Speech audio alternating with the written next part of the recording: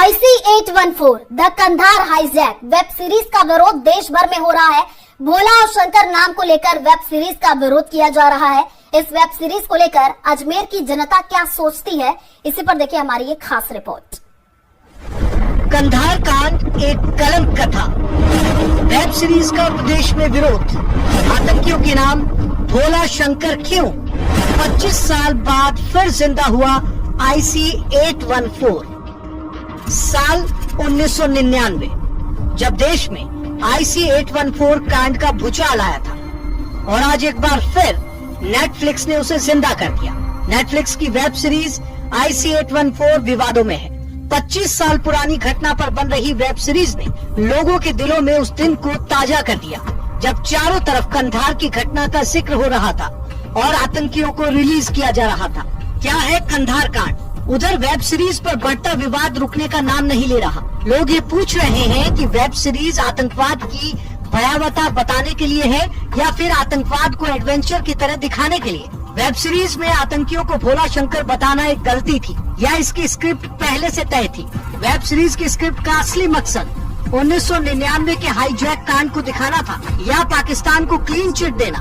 इन सवालों को web series के डायरेक्टर अनुभव सिन्हा के व्यवहार और नसीरुद्दीन के बयान ने मजबूत किया है। I remember being extremely disturbed because I feared that it would provoke another wave of Islamophobia. वही वेब सीरीज का प्रदेश में भी विरोध हो रहा है। वेब सीरीज को लेकर न्यूज 18 ने लोगों से बातचीत की।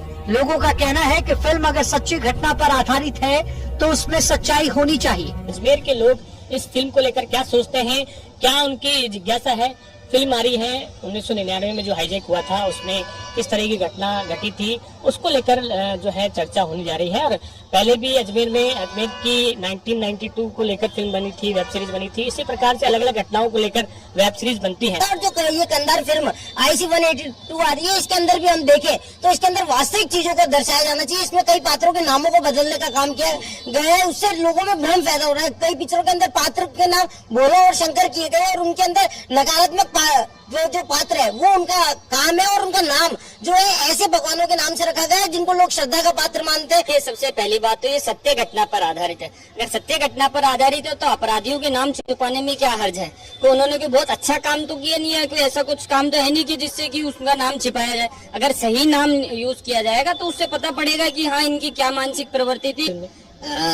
कंधार जो मूवी आ रही है, वेब सीरीज जो आ रही है, ये जो कंधार मूवी जो विमान हाईजैक हुआ था, ये उस दिन के हिंदुस्तान को दिल दिलाने वाली घटना थी और इस घटना के सभी ने निंदा की थी। और जो आतंकवाद होता है उसका कोई धर्म नहीं होता है। अब कुछ भी नाम मान लो किसी धर्म के आधार पर आप कोई सच्ची घटना को आधारित लेकर आप कोई फिल्म बना रहे हैं तो उस घटना की लोगों तक सच्चाई पहुंचना चाहिए। अब आप उस चीज को के किसी धर्म के नाम लेंगे हम तो आतंकवाद का कोई धर्म नहीं होता है। इस मूवी से, इस वेब सीरीज से मुसलमानों को या जो भी इस चीज को इशू उठाते हैं कि इससे मुसलमानों को टारगेट करा जा रहा है, वो बिल्कुल लोग गलत अफवाह फैला रहे हैं। जबकि ये घटना अगर सच्ची हुई है और हुई है तो उसके लोगों तक पहुंचना चाहिए। वही न्यूज 18 ने IC-814 की यात्री पूजा कटारिया से खास बातचीत की। पूजा उसी हाईजैक विमान में सवार थी जिसे आतंकी कंधार ले गए थे। आतंकियों के नाम को लेकर जो विवाद शुरू हुआ उसके पीछे का सच क्या है, न्यूज 18 ने पूजा से जाना। जो एक उनमें से डॉक्टर जो नाम का था वो थोड़ा एजुकेटेड लग रहा था। उसने बहुत 2-3 बार इस्लाम धर्म अपनाने को भी बोला कि आपकी जो हिंदू धर्म है वो हमारे इस्लामियों को वो कर रहे हैं, आपको इस्लाम अपनाना चाहिए। डर के मारे या किसके मारे अपनाया तो किसी ने भी नहीं, बट सुना और लगा भी हाँ अच्छा होता है इस्लाम धर्म, बट वो एक डर का माहौल था इसीलिए सब कुछ हुआ नहीं। क्या है अजमेर 92 स्कैंडल? अब से पहले राजस्थान में फिल्म अजमेर 92 का विरोध हुआ था।